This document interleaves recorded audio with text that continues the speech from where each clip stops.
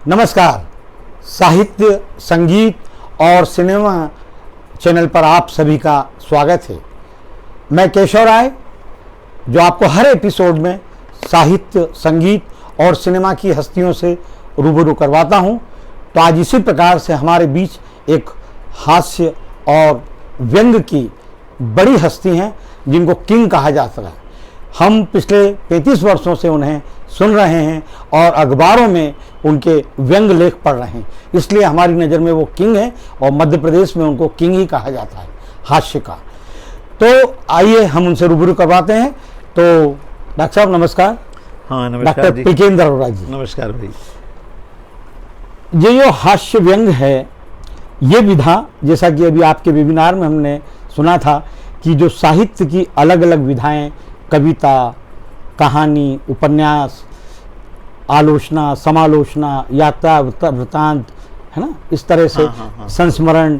लेकिन सूर्यवाला जी ने आपके प्रश्न का ये जवाब दिया था कि ये जन्मजात होती है, ये प्रतिभा व्यंग की। इसके बारे में कुछ आप बताएं। पहले तो मैं क्षमा याचना करना चाहूँगा कि आपने मेरे लिए 2 शब्दों का उपयोग किया है जो मुझ पर बिल्कुल लागू नहीं होते। न तो मैं हस्ती हूँ न मैं किंग हूँ।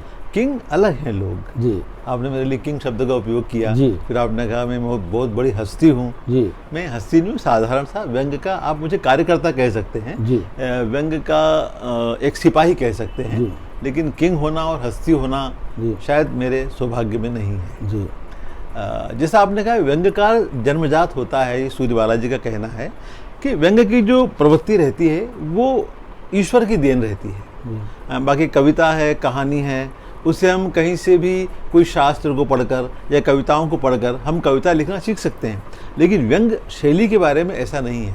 वो आप कह सकते हैं कि वो इनबिल्ट होती है। मतलब एक व्यक्ति बाय बोर्न नहीं व्यंग्यकार हो सकता है। वो एक हाजिर जवाबी वाली जो शैली रहती है वो जन्मजाती होती है जी। थोड़ी बहुत माहौल से आप उसका पालन पोषण हो सकता है, लेकिन हम किसी व्यंग की पुस्तक को पढ़कर या व्यंग शास्त्र को पढ़कर हम व्यंग लिखना सीख नहीं सकते। वो एक नैसर्गिक प्रतिभा है और मैं नहीं मानता कि मैं प्रतिभाशाली हूँ, लेकिन अगर मुझ में व्यंग के अवगुण हैं तो वो जन्मजाती अवगुण हैं, है ना। मतलब वो मैंने अर्जित नहीं किए हुए, उसका परिष्कार और परिमार्जन जरूर बाद में हुआ है। लेकिन ये बिल्कुल सूर्यवाला जी ने सही कहा कि जो व्यंग्यकार है वो प्रकृति की देन है या ईश्वर की देन है, वो जन्मजाती होता है जी।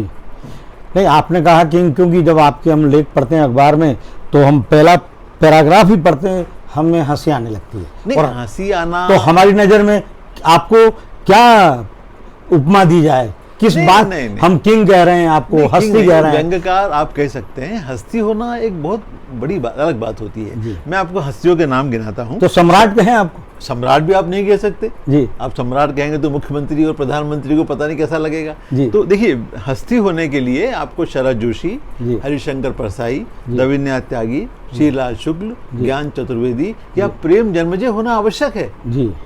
तो जब आप व्यंग करते हैं, जब तो आप बड़ी बड़ी उपमाओं से सम्मानित करते हैं हस्तियों को, नहीं, वो वाकई हस्ती रहती हैं, उनको हम सम्मानित करते हैं। अरे नहीं, देखिए, मतलब जो हस्तियां हैं उनको हस्ती कहना एक हस्ती शब्द का भी सम्मान है जी।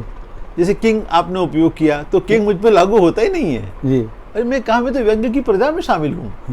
नहीं, शब्दों का भंडार है आपके पास। खाली शब्दों का भंडार तो शब्दकोश में भी रहता है जी। तो अगर मेरे पास शब्द ज्यादा हैं तो उससे मैं किंग थोड़ी हो गया। हाँ, मैं शब्दों का खिलाड़ी हूँ, मैं शब्दों को ट्विस्ट कर सकता हूँ, शब्दों के साथ मैं खेल सकता हूँ, शब्दों को मैं तोड़ मरोड़ कर उसके नए नए आपको शेड्स दिखा सकता हूँ। लेकिन ये जो मेरी एक प्रवृत्ति है, इससे आप उसे किंग की उपाधि या किंग का संबोधन कैसे दे सकते हैं? तो खिलाड़ी नंबर 1 कहें अशोक, वो आपके अक्षय कुमार नाराज हो जाएंगे खिलाड़ी नंबर 1 कहेंगे तो। हाँ, खिलाड़ी कह सकते हैं। व्यंग में क्या होता है, शब्दों का भी खेल होता है और अर्थों का भी खेल होता है। जो मंच पर होता है उसमें शब्दों का खेल ज्यादा होता है जी। लेकिन जो रचनाओं में होता है वो अर्थ का खेल रहता है। तो जब मैं मंच पे रहा कई सालों तक, 32 वर्ष तक टेपा सम्मेलन का संचालन किया, अभी रंग तरंग का कर रहा हूँ, तो वो वहाँ शब्दों का खेल है, अर्थ भी हैं। लेकिन जब हम लोग रचना को लिखने जाते हैं तो वहाँ पर शब्द से अधिक उसके अर्थ को महत्व देते हैं कि वो, इसीलिए कहा जाता है कि व्यंग जो है वो शब्द अलंकार नहीं है, वो अर्थ अलंकार है।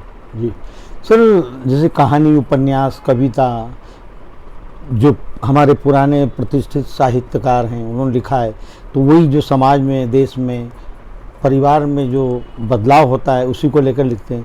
तो व्यंग में भी ये बदलाव आता है क्या? तो व्यंग साहित्य की विधा है और साहित्य समाज का दर्पण है। समाज में जो घटनाएं होती हैं, जो विसंगतियां होती हैं, जो विद्रुपताएं होती हैं, उन्हीं का चित्रण जो है व्यंगकार व्यंग में करता है। उसका उद्देश्य ये रहता है कि हमारे समाज में, हमारी व्यवस्था में जो विद्रुपताएं हैं, जो विषमताएं हैं, या कहें जो विडंबनाएं हैं, उन विडंबनाओं को वो उजागर करता है कि देखिए भाई समाज में ये जैसे एक डॉक्टर एक्सरे लेता है, एक्सरे रिपोर्ट आपके सामने रखता है, व्यंग्यकार भी उस डॉक्टर की तरह समाज और व्यवस्था का एक्सरे लेता है, वो रिपोर्ट अपनी रचना के माध्यम से समाज के सामने रखता है। अगर हम ये देखें हरिशंकर परसाई जी या शरद जोशी जी के व्यंग, हाँ, रविन्द्रनाथ जी के, हाँ। और आज के डॉक्टर पुलकेंद्र अरोड़ा और ज्ञान चतुर्वेदी जी का व्यंग, उनसे किस तरह का अलग है या एक जैसा है? क्या अलग है इसमें? नहीं, सबसे बड़ी देखिए अलग, हालांकि देखिए शरद जोशी और परसाई जी को लगभग सभी लोगों ने पढ़ा है, तो वो हमारे व्यंग कुल गुरु हैं। तो हम व्यंग कुल गुरु से ना तो आगे जा सकते हैं, बल्कि कहीं ना कहीं उनके व्यंगों का प्रभाव और उनकी छाप तो हमारी भाषा और हमारी शैली में है ही। उससे उनसे आगे तो बढ़ा ही नहीं जा सकता। हम सब उनके अनुयायी मान सकते हैं आप जी।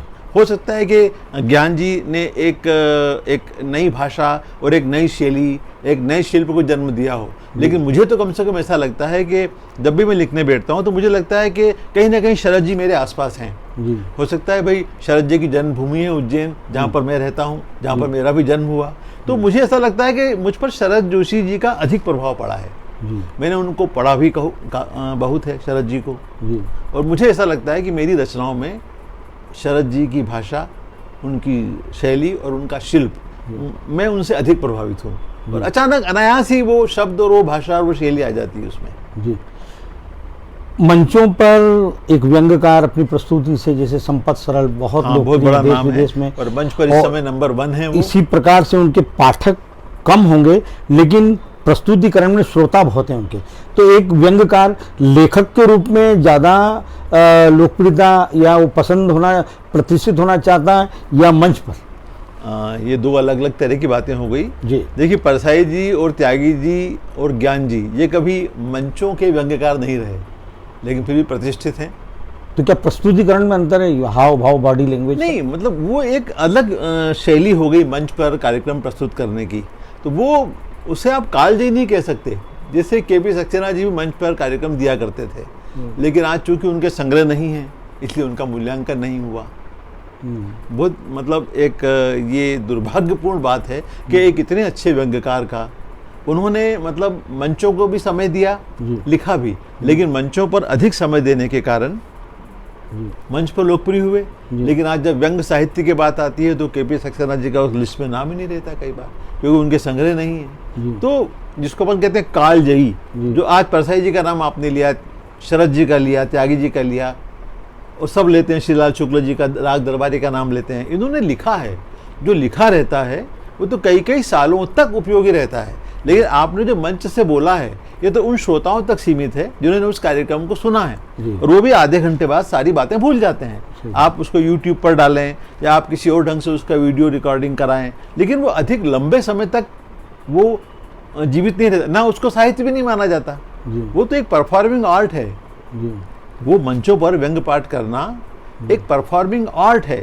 आजकल कवि भी क्या करते हैं, कविताएं नहीं हैं, वो उसको कविता को परफॉर्म करते हैं। जब से आपके रियलिटी शो शुरू हुए हैं, कपिल शर्मा वाले शो शुरू हुए हैं, तब कविता कहाँ रही मंचों पर। अब तो ऐसा लगता है जैसे कवि जो है वो परफॉर्म कर रहा है कविता को बॉडी लैंग्वेज के साथ। पहले सिर्फ लैंग्वेज हुआ करती थी, आजकल बॉडी लैंग्वेज का इंपॉर्टेंस ज़्यादा हो गया है, लैंग्वेज का इंपॉर्टेंस कम हो गया है।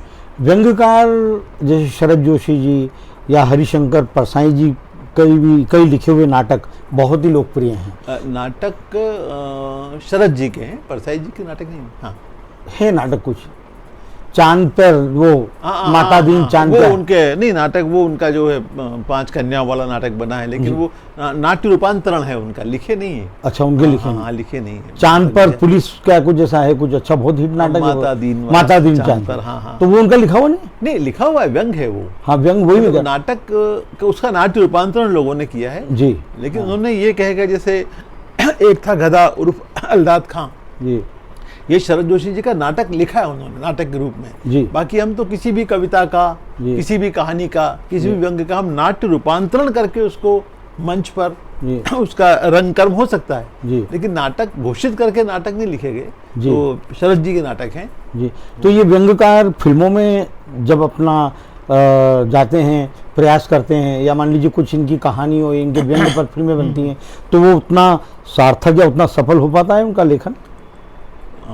क्यों नहीं होता। शरद जी ने कई जैसे वो आमिर खान की एक फिल्म थी, शरद जी ने उसकी पटकथा लिखी थी, नाम याद नहीं आ रहा, महेश भट्ट की शायद फिल्म थी वो, शरद जी ने। लेकिन हाँ, टीवी सीरियल्स शरद जी ने काफ़ी लिखे हैं जी। यह जो जिंदगी इतना पॉपुलर हुआ था, वहाँ जनाब, अतिथि वो वाला भी उनका, अतिथि तुम कब जाओगे वाला जो उनका था, लेकिन वो बाद में शायद नेहा शरद जी ने उसको पेश किया।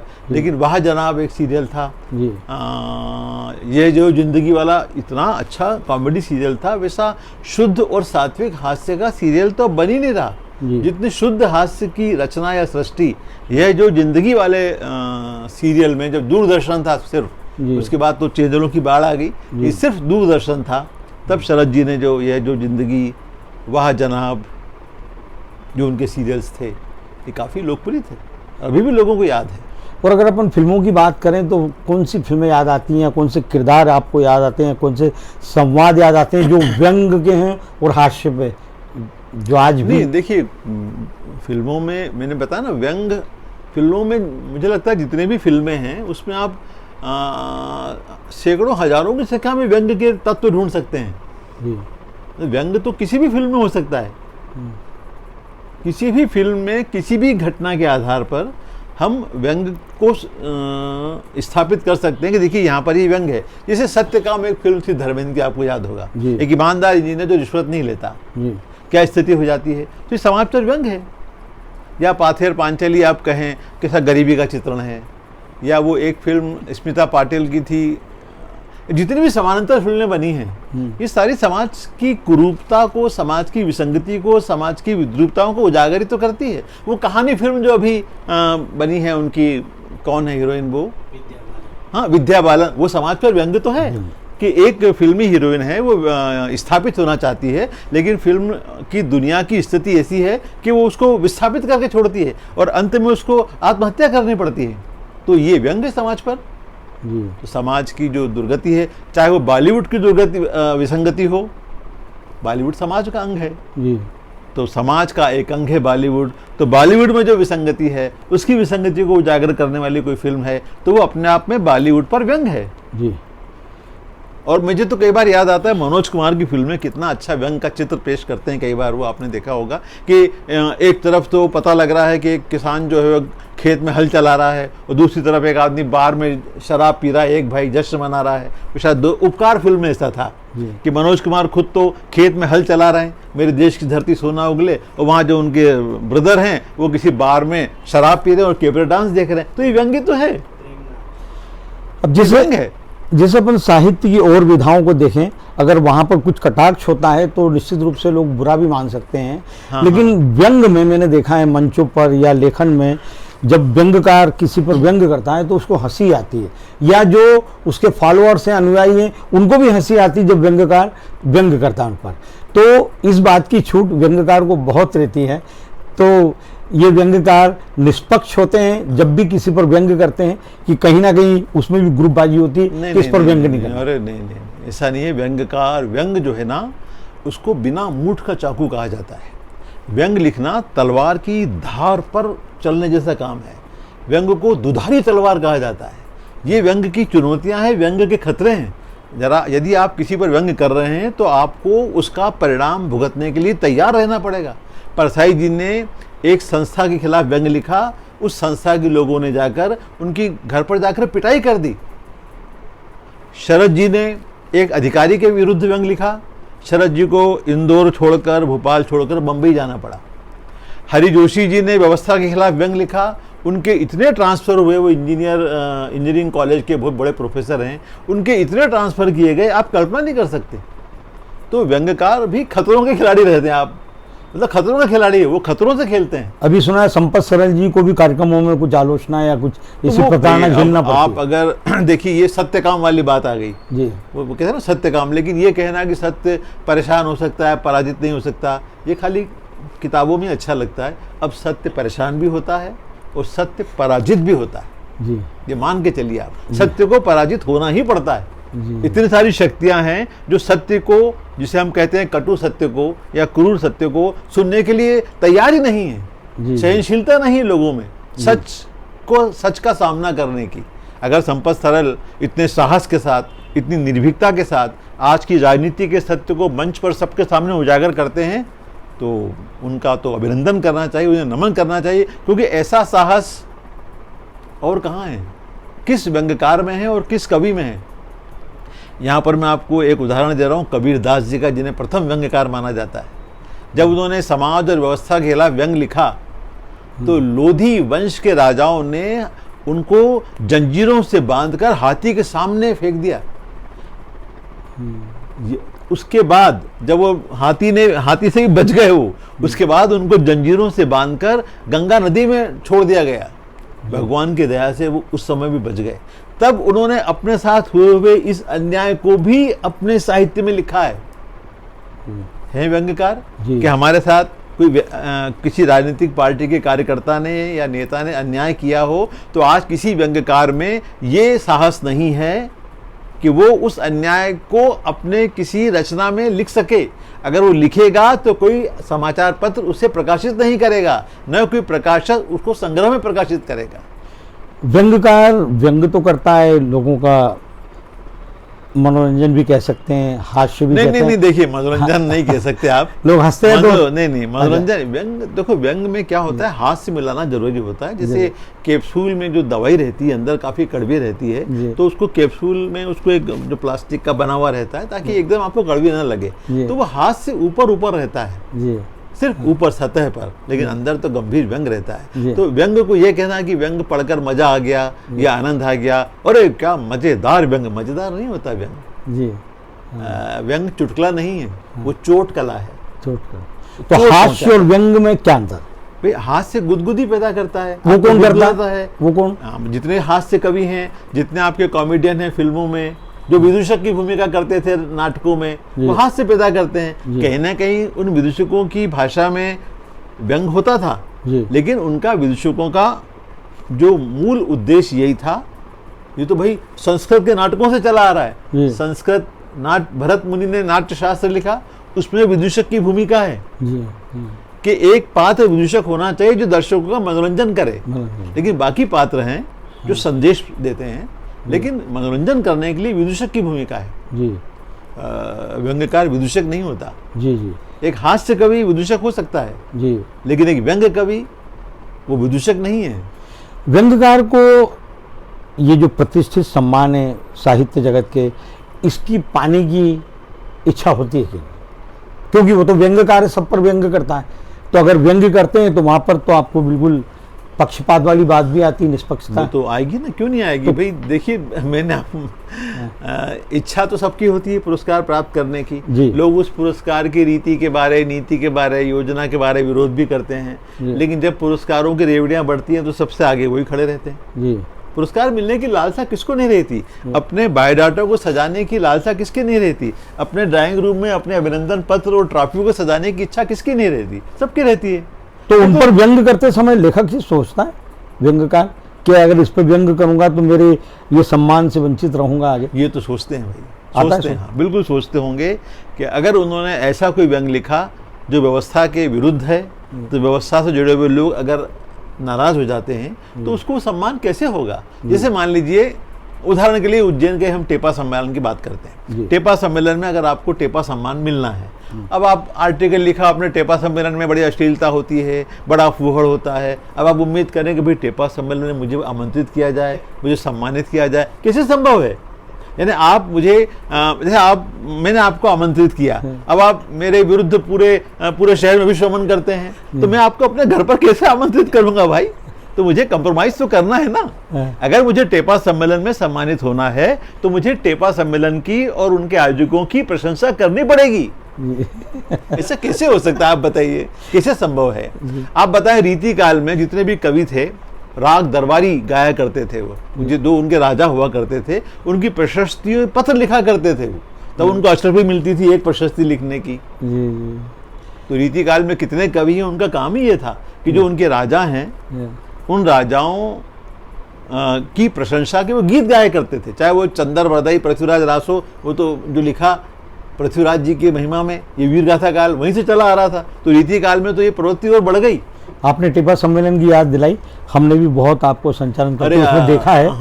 तो टेपा सम्मेलन में आप बड़े बड़े देश के साहित्यकार, फिल्म इंडस्ट्री के हास्य कलाकार और व्यंग्यकार, जब आप इनके बारे में व्यंग करके इनको आमंत्रित करते थे, तो किस तरह का, एक व्यंग्यकार आप हैं और एक वो हैं, तो किस तरह का कहीं ना कहीं मतलब वो तालमेल कैसा होता था कि उनको अच्छा लगता था, या आप निर्भीकता से उन पर व्यंग्य करते थे? नहीं, टेपा में ये जितने भी आपके कॉमेडियन भी आए हैं, आप ही लेके आए, आप खुद भूल रहे हैं। शेखर सुमन को लाए थे। शेखर सुमन को आप लाए थे टेपा में। आप आश्चर्य करें, जब हास्य की आपने बात करी तो मोहन चोटी आ चुके हैं, आशीष सेन आ चुके हैं, राजेंद्र नाथ आ चुके हैं, जसपाल भट्टी आ चुके हैं, अब बेचारे नहीं रहे, शेखर सुमन आ चुके हैं, असरानी आ चुके हैं, शायद असरानी जी को आप लेके आए थे। भारती भी आई थी। भारती बाद में आई है भारती। तो बड़े बड़े फिल्म, आशीष सेन जैसा कलाकार इतना सी, भगवान आ चुके हैं, भगवान दादा 1982 में टेपा में आ चुके। तो इनका परिचय आप कैसे देते थे एक तरह से? नहीं, मैं था, मेरे जो टेपा गुरु हैं डॉक्टर शिव शर्मा जी, कुछ प्रशस्तियां वो लिखते थे, कुछ प्रशस्तियां मैं लिखता था। कुछ आप बताएं हमारे श्रोताओं को, किस तरह की होती थी? नहीं, प्रशस्ति मतलब क्या होता है, एक तरह से कैरिकेचर, उस व्यक्ति का वर्णन करना उसकी घटनाओं के आधार पर। जैसे जितने भी हम ये कॉमेडी वाले आया करते थे, तो ज़्यादातर उनसे यही आरोप लगाया करते थे, चिल्ली माच मुकदमा टाइप होता था, कटघरा रहता था। और कटघरा राकेश बेदी आ चुके हैं, तो कटघरे में उनको खड़ा करके उनसे सवाल जवाब करते थे। जी। और हम सवाल करते थे, मनोरंजक सवाल, जिसका वो लोग जवाब दिया करते। खलनायक भी आ चुके हैं जी, शक्ति कपूर, गुलशन ग्रोवर, प्रेम चोपड़ा, रजा मुराद, मतलब फिल्म के खलनायक भी आए। फिल्म तो आपकी लाइन है जी। तो इतने कॉमेडियंस फिल्मी दुनिया के, इतने खलनायक फिल्मी दुनिया के टेपा में आए हैं जी, आप कल्पना नहीं कर सकते। साहित्यकार और व्यंग्यकार और जो संपादक हैं, देश के कोई सा भी ऐसा श्रेष्ठ संपादक नहीं रहा जो टेपा में ना आया। मैं आपको सिर्फ उदाहरण दूंगा 4 लोगों के। विनोद तिवारी जो माधुरी के संपादक थे, ठीक है, कन्हैयालाल नंदन जो पराग के संपादक रहे, मनोहर श्याम जोशी जो साप्ताहिक हिंदुस्तान के संपादक रहे, वो टेपा में। कमलेश्वर जो सारिका के संपादक थे। तो इतने बड़े बड़े वरिष्ठ संपादक, यशस्वी संपादक और महान संपादक कह सकते हैं आप इनको।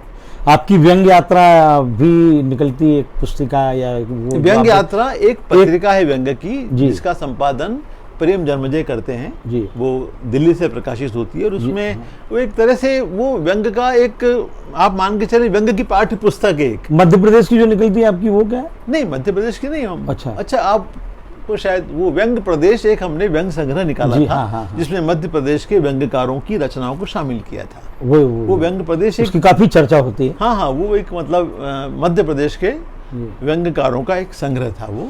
अब जैसे हमने आपको बोला, आप व्यंग्य सम्राट हैं, किंग हैं, हस्ती हैं, आपने तीनों को स्वीकार नहीं किया, कोई बात नहीं। तो डॉक्टर पिलकेंद्र अरोड़ा की पुस्तकें भी आई हैं, 2-1 पुस्तकें आई हैं शायद आपकी, और इतना आपको सुनते हैं, अखबारों में पढ़ते हैं। मैं आपको बोलूं कि आप रजत शर्मा हैं जी, आप विनोद दुआ हैं, आप मान लेंगे? जी नहीं मानेंगे ना? लेकिन हम तो पढ़ते हैं, आपको मानते हैं। नहीं, लेकिन मुझे आप कैसे मान सकते हैं? तो जब आप अपने आप को रजत शर्मा नहीं मान रहे जी, तो मैं अपने आप को कैसे मान सकता हूँ?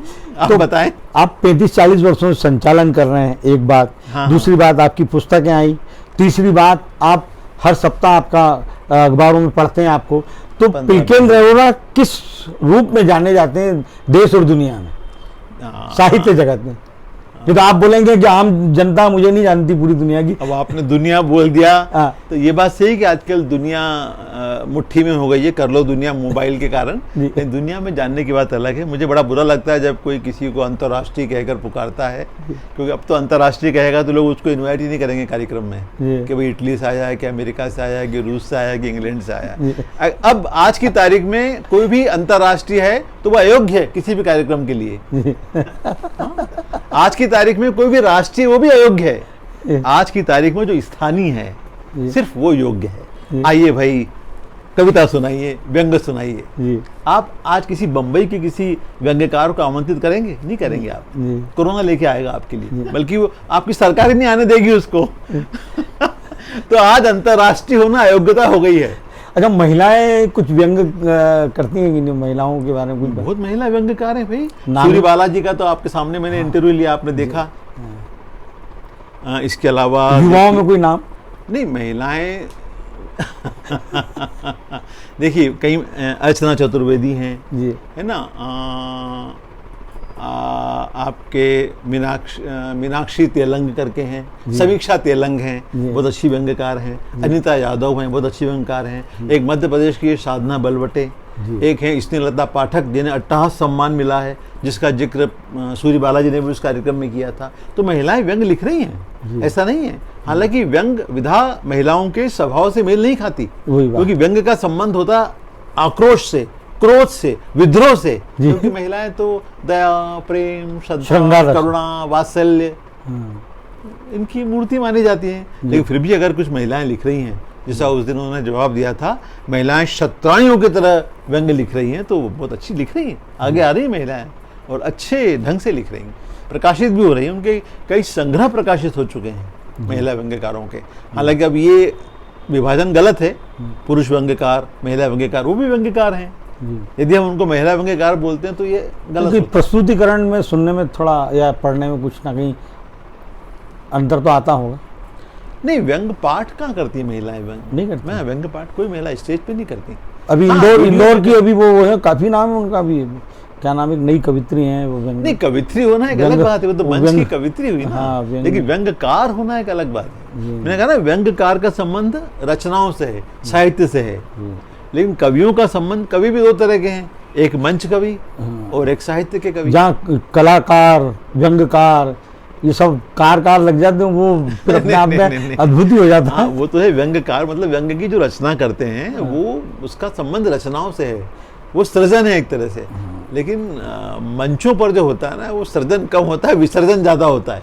आपका ये अखबारों में हम जो लेख पढ़ते हैं, तो उसके लिए आपकी क्या सूझबूझ, अध्ययन, या क्या उसको नज़र आप पढ़ते हैं कि क्या इस सप्ताह क्या जाने वाला है, क्या हो रहा है?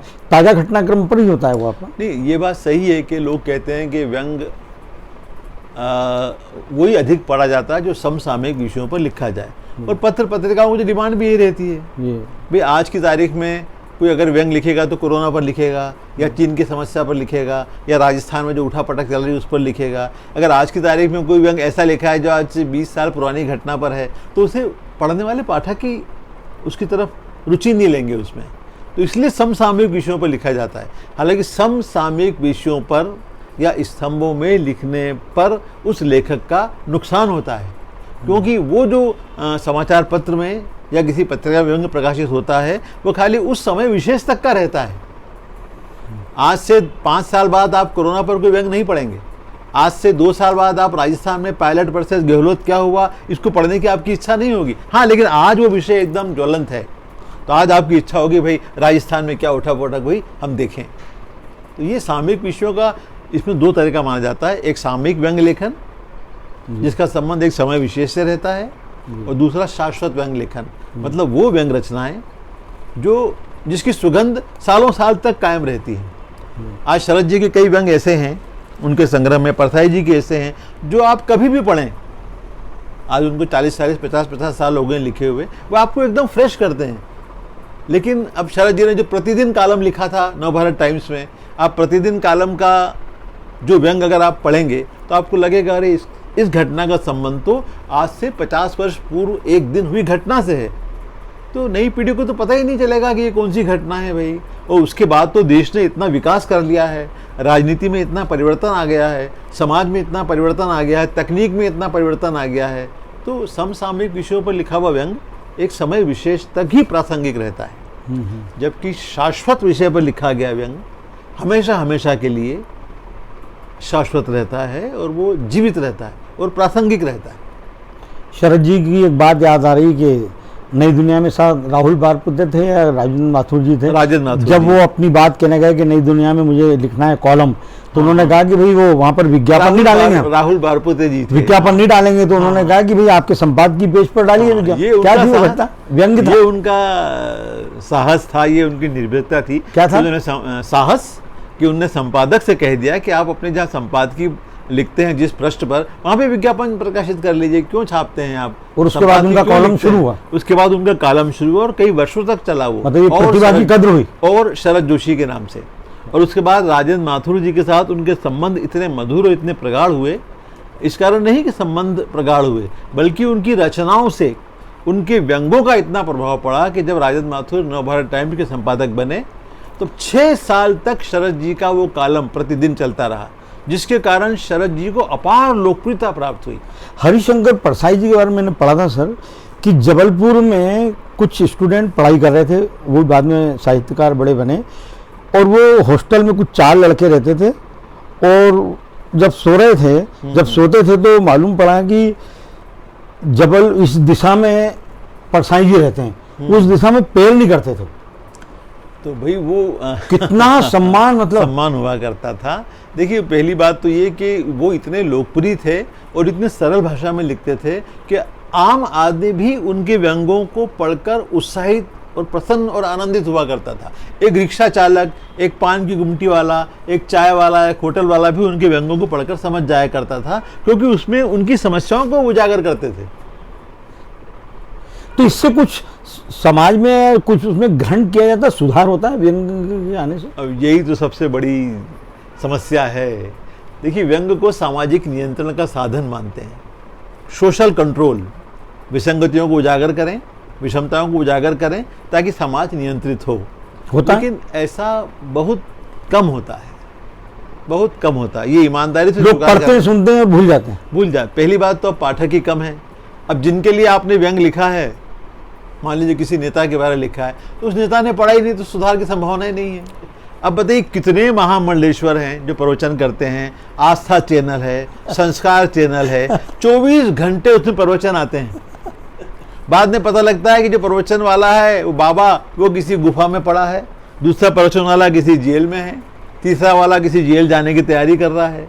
तो अगर जब धर्मशास्त्र पढ़ने का और पढ़ाने का धर्म पुरुषों पर ही प्रभाव नहीं पड़ रहा, तो व्यंग्यकारों के व्यंग्य का समाज पर क्या प्रभाव पड़ेगा? आप बताएं। मुझे नहीं लगता कि व्यंग, अब लगता है कि जो भी लेखन है सब स्वांतः सुखाय है, सिर्फ स्वांतः सुखाय। धन्यवाद सर, आपने धन्यवाद सर। और हम उम्मीद करेंगे कि डॉक्टर पुलकेंद्र अरोड़ा को भी बहुत जल्दी बड़े बड़े अकादमिक पुरस्कार मिले, जैसे साहित्य अकादमी का, ज्ञानपीठ पुरस्कार, पद्मश्री, ये सब मिलना चाहिए। ये व्यंग्य नहीं है, क्योंकि आपको लोग इतना पढ़ते हैं, मानते हैं। आपने मुझे मुंगेरी लाल बनाने की कोशिश कर दी, जैसे मुंगेरी लाल हसीन और रंगीन सपने देखता था। देखिए, मेरे लिए ये पुरस्कार बने नहीं है। मैं इन पुरस्कारों की पात्रता भी नहीं रखता, वो लोग रखते हैं जो व्यंग्यों को गंभीरता से लेते हैं।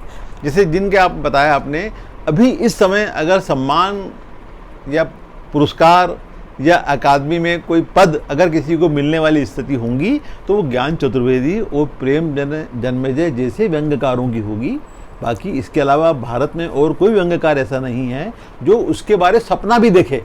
कल्पना भी करना कठिन है, वो भी पाप है, कल्पना करना भी पाप है। आप तो धन्यवाद सर। धन्यवाद। तो इसी तरह से बहुत धन्यवाद। हास्य और व्यंग्य पर आज ये यादगार और अविस्मरणीय चर्चा हुई।